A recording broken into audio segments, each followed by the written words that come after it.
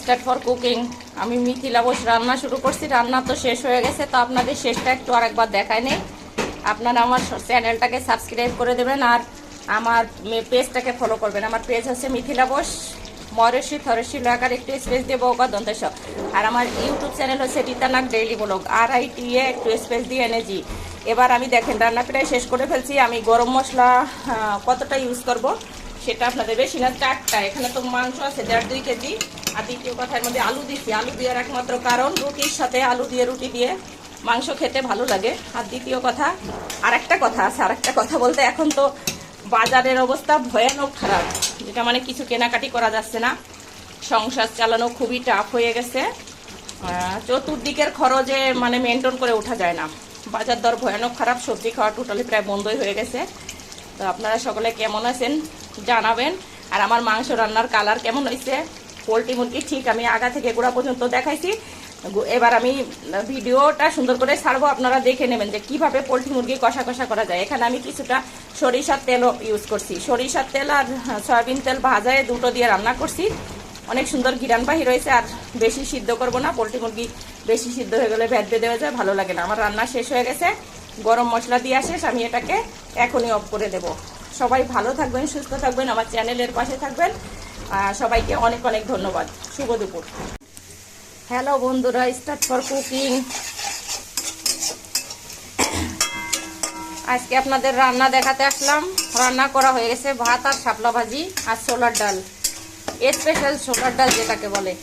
আমি কি রান্না দেখাবো সেজন্য আসলাম। আজকে দেখাবো হচ্ছে পোলট্রি মুরগি রান্না। একটু কষা কষা করে রান্না করব। এই যে আমার মুরগিটা হচ্ছে আগে ভাইজে আমি রেখে দিচ্ছি। আর এখন পোলট্রি মুরগি এরকম নরম নরম, মানে চিন্তা করা যাবে না। কাঁচাই খাওয়া যায়, একটু ফুটা যদি তাপে দেওয়া যায় আপনি খাইয়ে ফেলতে পারবেন, সমস্যা নাই। আসলে তো এটা খাওয়া উচিত না, পোলট্রি খাওয়া উচিত না। বিপদে পড়ে দায় থেকে খাই, বাজারের অবস্থা ভয়ানক খারাপ।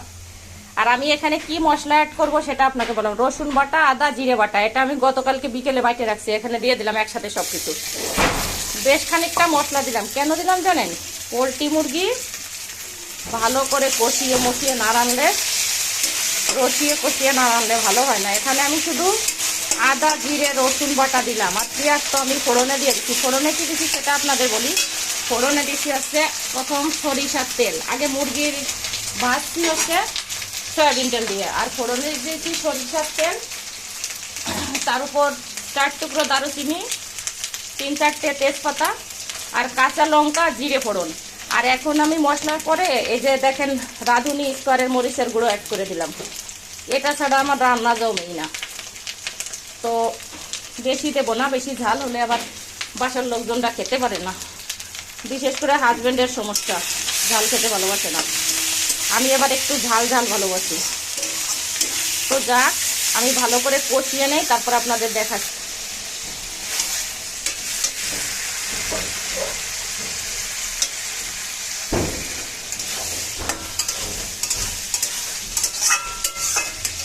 আমার সম্পূর্ণ মশলা দিয়ে কমপ্লিট হয়ে গেছে। আমি এটাকে ভালো করে কষাবো অনেক সময় ধরে। আর আলু রান্না করব। আলু রান্না করব কেন? পোলট্রি মুরগি তো আসলে রান্না হয়েই থাকে, একটু বাসি তাই নরম হয়ে গেছে। ওটা রান্না করা লাগে না বেশি সময়, 10 মিনিট করলেই হয়ে যাবে। তো সেই কারণে আলুটাকে একটু ভালো করে রান্না করে নেই, কষিয়ে কষিয়ে রান্না করে নেই। আপনি যদি ইচ্ছে করেন আলুর দম এরম করে বানাই লুচির সাথে খেতে পারেন, লুচি, পরোটা, এমন করে কষা কষা করে ভালো হয় খেতে। তো আমি আলু ভালো করে রান্না করে আপনাদের দেখাবো যে আমি মাংস কীভাবে। আর এটা তো আমি বলছি প্রসেসিংটা। আমি অল্প একটু টক দই দিয়ে মাখা রাখছিলাম পোলট্রি মুরগিটা, মানে 2 চামচ। আর আপনি যদি ইচ্ছে করলে নারকেলের দুধ দিতে পারেন এর মধ্যে, তাহলে স্পেশাল হয়। নারকেলের দুধ দিয়ে পোলট্রি মুরগির মাংস না, একদিন আমি দেখাবো আপনাদের নারকেলের দুধ দিয়ে কীভাবে করতে হয়।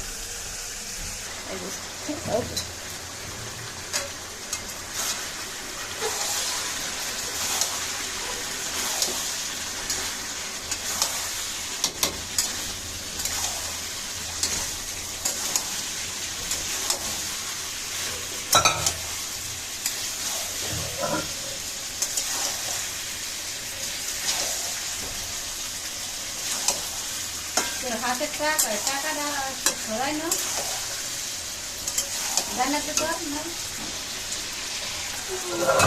নড়ে, ও ছোট তো বুঝে না। আর শ্যুট করা অনেক কঠিন আছে, সুব্রতই পারে না, এখন পারে, আগে থেকে হতো না।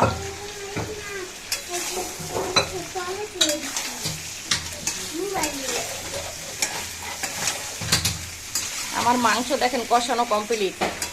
পোলট্রি মুরগির মাংস আছে, বেশি ঝোল হবে না। আমি এখানে অল্প একটু ঝোল দেবো, বেশি না। 1 মগ ফুটানো পানি রাখছি, এই পানিটা দেবো, দিয়ে একটু মাখা মাখা করে ঝোল করব। আমি কষায় ফেলছি, তো মাংস তো আসলে সিদ্ধ হয় না। আলু যখন সিদ্ধ হয়ে যায় কিন্তু মাংস সিদ্ধ হয় না, এটা হচ্ছে সবচেয়ে বড় প্রবলেম। তো আমি এখানে ঝোলের জল দিয়ে দেই। রান্না দেখেন, এই যে শেষের পথে কালার দেখেন, কালারের অবস্থা কি সুন্দর হয়েছে, ফ্যান্টাস্টিক, যেটা মানে বলার অপেক্ষা রাখে না। তবে আমার মনে হয় মাংসতে নুন হয় নাই, একটু লবণ দিয়ে দেখি, আর একটু দিয়ে দেখি, আমার মনে হয় কম হয়েছে। খাই দেখার আমি বুঝতেছি বিষয়টা। আর 1 চিমটি হলুদ দেবো এখানে, কালারটা আরেকটু সুন্দর আসবে। ঝোলের মধ্যে যদি একটু হলুদ দিয়ে দেওয়া যায় না, অল্প একটু, তাহলে কালার ভালো আসে। আর মাংস রান্না করব, কালার হবে না, সেটা তো হতে পারে না। মুরগির পাটারে ডেকে বলে, আবার অনেকে আমার পা নিয়ে অনেক কথা বলে রান্না দেখে করে।